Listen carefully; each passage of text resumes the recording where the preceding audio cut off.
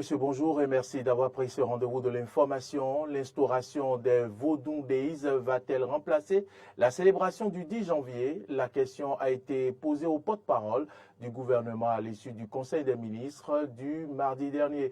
Élément de réponse dans cette édition. L'équipe de football du groupe de presse ITV International affûte déjà ses armes pour la rencontre du 24 novembre, entrant dans le cadre des festivités des 10 ans d'existence de Identity Diaspora FM. Nous parlerons de la séance d'entraînement d'hier dans ce journal. Les échanges commerciaux entre le continent africain et la Russie ont augmenté de plus de 40% par rapport à l'année dernière. Vous suivrez un reportage à ce propos en page internationale. C'est tout pour le sommaire.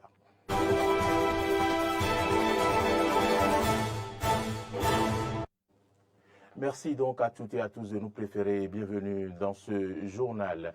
La célébration de la fête des religions endogènes en janvier prochain sera l'occasion du déroulement de la première édition des Vodou Days. Et c'est une activité de promotion culturelle et touristique initiée par le gouvernement et annoncée au terme du Conseil des ministres du mardi dernier. L'instauration des Vodou Days va-t-elle donc remplacer la célébration du 10 janvier? La question a été posée au porte-parole du gouvernement à l'issue du Conseil des ministres. Wilfried Léandre-Ngwedji s'est également prononcé sur la fermeture de la frontière ou non avec le Togo à Waké. Suivez ici ses explications. Les Vodou Days interviendront effectivement chaque année dans la foulée de la célébration de nos religions. Vous les appelez traditionnelles ou endogènes, mais ce sont les religions intrinsèquement béninoises d'abord. Donc, nous avons envisagé que les 9 et 10 janvier, les Vodou Days se tiennent, pour devenir surtout, dans la dynamique de ce qui se fait dans le secteur du tourisme, devenir une véritable attraction.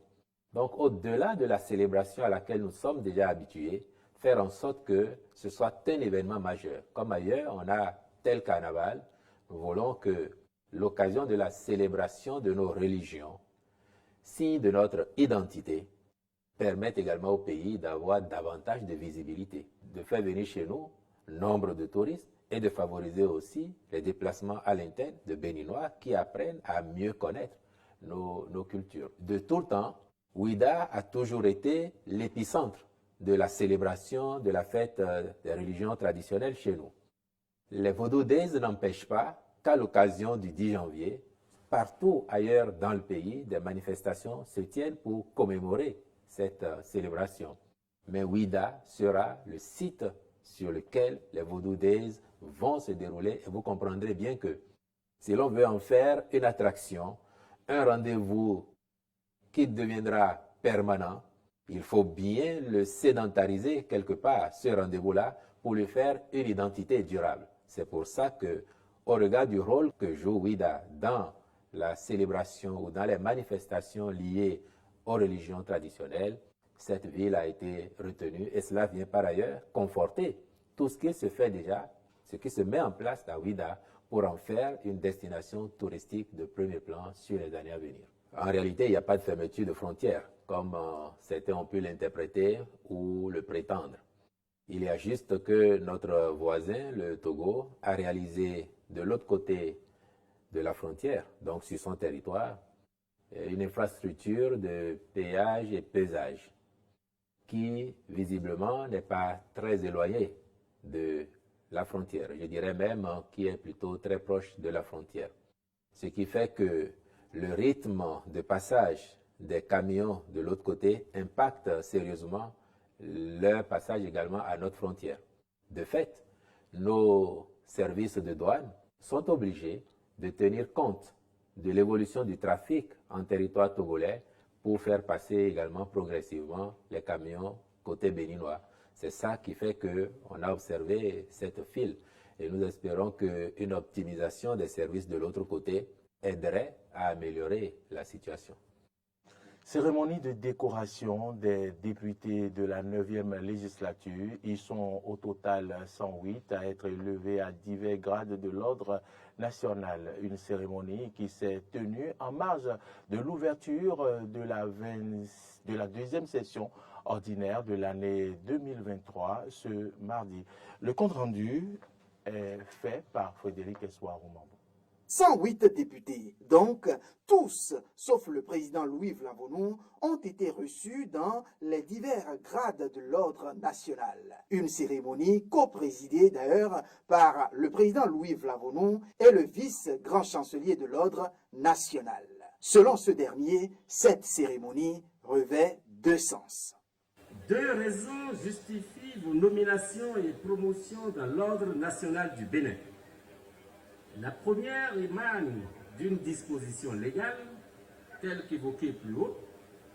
La seconde découle du sens élevé que vous avez donné à la paix tout au long du processus électoral, des comportements exemplaires, des efforts soutenus et des actes méritoires que vos concitoyens ont appréciés à leur juste valeur et qui font de vous aujourd'hui les membres de cette auguste assemblée.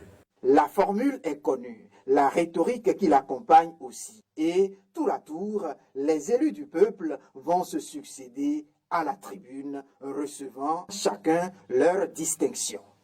Au nom du président de la République, grand maître de l'ordre, et en vertu des pouvoirs qui nous sont conférés, nous vous élevons à la dignité de Grand Croix de l'Ordre national du Bénin. À la fin, on retient qu'ils sont 7 élevés à la dignité de Grand Croix, 33 à celle de Grand Officier et 68 faits Grand Commandeur de l'Ordre national du Bénin. Pour la porte-parole des récipiendaires, c'est un appel à mieux faire.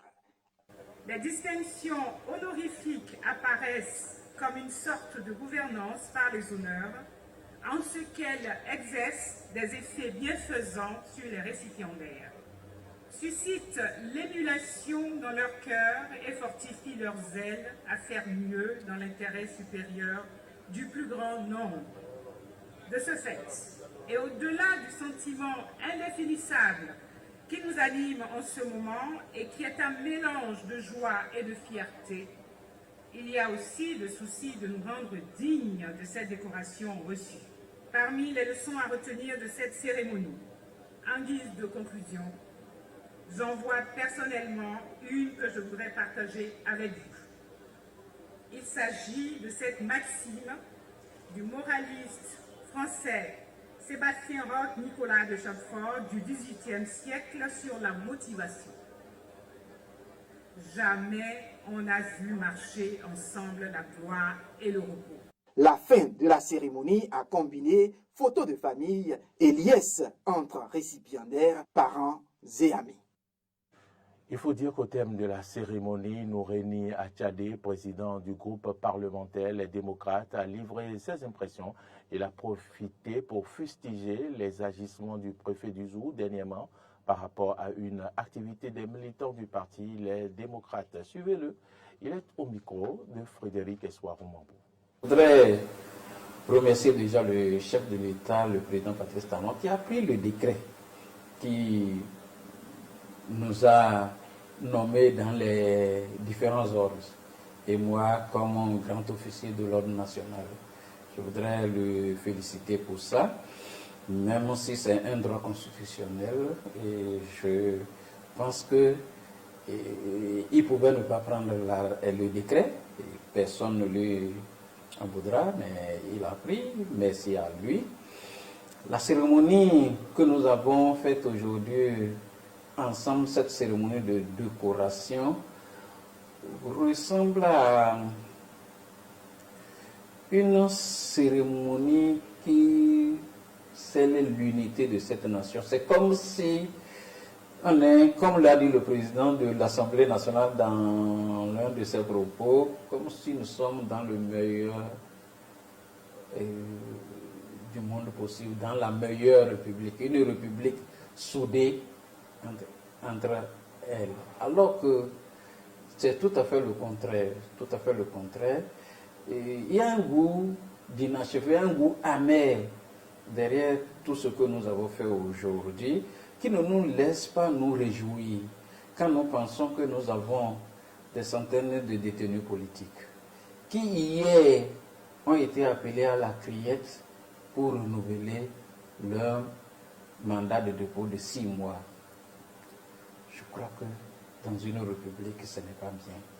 Quand on sait que parmi eux, il y a des étudiants qui ont déjà perdu 2-3 ans et qu'on les dépose encore pour 6 mois, je pense qu'il y a quelque chose qui ne va pas. Il y a un goût amer derrière ce que nous venons de faire, qui ne nous laisse pas nous réjouir.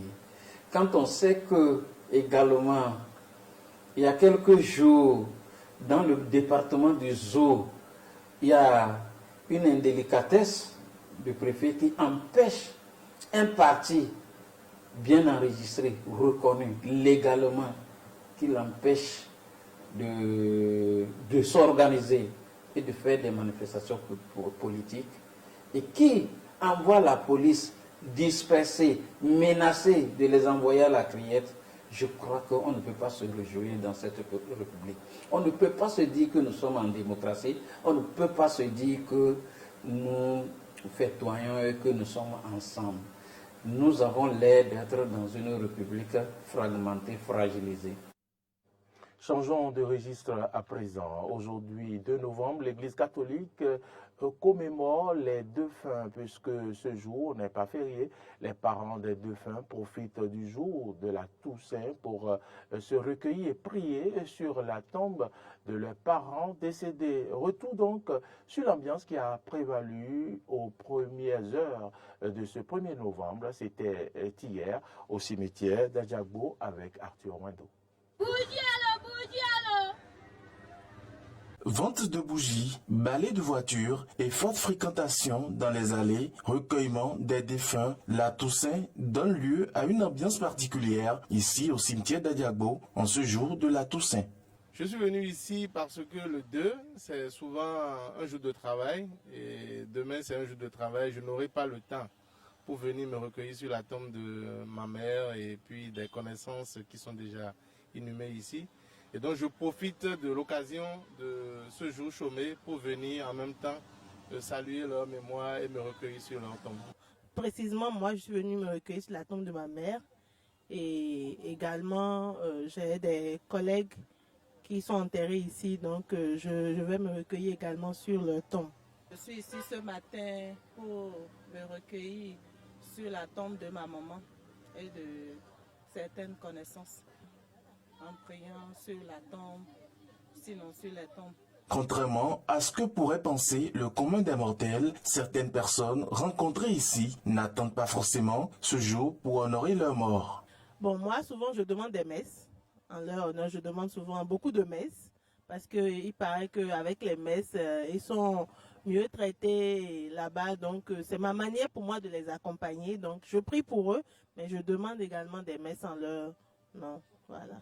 Par moment, je viens me recueillir sur la tombe de ma maman pour allumer des bougies et prier parfois. Habituellement, par mois, je viens ici déjà pour me recueillir sur la tombe de ma mère et de ma belle-mère. Bon, voilà, ça c'est habituellement. La Toussaint, c'est aussi l'occasion de se faire un peu d'argent à travers la vente des chapelets, l'offre des prestations de nettoyage des tombes, la vente de nourriture, vente de coco et surtout de bougies. Difficile de faire un pas sans rencontrer ce groupe de jeunes dames avec des bougies sur la tête et en main. Bougie pour biscuit, pour papico, ombo, biscuit. Comme son nom l'indique, la Toussaint est la fête de tous les saints. Chaque 1er novembre, l'Église catholique honore ainsi la foule innombrable de ceux ou celles qui ont été de vivants et lumineux témoins de Christ. J'en parlais en titre dans le cadre de la célébration des 10 ans d'existence du groupe de presse ITV International et d'NTV Diaspora FM. Un match de football est prévu dans la commune d'Abomey-Calavi le 24 novembre, date de démarrage des festivités. À ce propos, l'équipe du groupe de presse a démarré les séances d'entraînement avec son gardien de but vedette en la personne de Donclam Abalo, directeur du groupe de presse. Précisons plutôt que le match du 24 novembre opposera l'équipe de l'association des journalistes de la commune d'Abomey-Calavi à celle du groupe constitué d'Identivier et Diaspora FM. Nous y reviendrons dans nos prochaines éditions. Hors de nos frontières, la promotion des rapports entre Moscou et l'Afrique continue de porter leurs fruits. En effet, les échanges commerciaux entre le continent africain et la Russie ont déjà augmenté de plus de 40% par rapport à l'année dernière. Plus de détails avec Thomas Rodriguez, notre confrère de RT France. 43,5%. C'est le pourcentage d'augmentation spectaculaire qu'a connu les échanges commerciaux entre la Russie et le continent africain. L'Afrique du Nord, en particulier l'Égypte, se sont imposés comme partenaires principaux de la Russie sur le continent. L'année dernière, 65% de nos échanges commerciaux avec l'Afrique se sont effectués en coopération avec les pays de l'Afrique du Nord. En même temps, les pays situés vers le sud du Sahara, ce sont également les économies développant très activement, dont la demande sur des contrats de commerce extérieur, de projets communs, des investissements va croissant. Nous sommes prêts à apporter un appui en termes de développement économique de ces pays-là et de l'agriculture, de l'industrie. En 2022, les échanges commerciaux entre la Russie et l'Afrique a atteint 18 milliards de dollars avec des exportations russes en forte progression sur le territoire. Les autorités russes ont constaté une croissance significative de la part de l'Afrique dans le commerce total de la Russie et que cela présente un fort potentiel dans les années à venir. Cette année, 46% ce sont les matières premières minérales. Nous fournissons toujours beaucoup de produits de l'agriculture. Les produits alimentaires englobent environ 32% sur l'ensemble de nos livraisons au marché africain. Traditionnellement, nos 3 principales livraisons concernent aussi les véhicules et les machines. L'Égypte, l'Algérie et la Libye jouent un rôle clé dans les échanges commerciaux avec la Russie, avec des importations significatives de bois, de blé et de céréales. La diversification des partenaires africains dans les importations russes devrait être une tendance qui s'amplifiera. Pour l'Algérie, près de 60% des importations sont des dattes. Si nous considérons un pays comme le Maroc, il s'agit aussi principalement de fruits et de noix, et nous constatons que 20% des importations du Maroc sont du cuivre, et des produits en cuivre, des chaussures et des vêtements. Dans le cas de la Tunisie, plus de 70% des importations sont également des vêtements et des chaussures. La Russie renforce ses liens commerciaux avec l'Afrique, en offrant notamment son expertise pour les nouvelles technologies, comme ce fut le cas cette année avec un accord conclu avec le Mali. Les échanges commerciaux entre ces deux partenaires en croissance démontrent un fort potentiel pour les années à venir, offrant des opportunités mutuelles et bénéfiques pour le développement économique. Madame, Messieurs, c'est ici que se referme ce journal. Merci à toutes et à tous de l'avoir suivi. Si vous êtes à table, bon appétit à vous. Retrouvez ce soir pour l'édition du 19h grâce à Valérie. Bonne suite de nos programmes et à bientôt.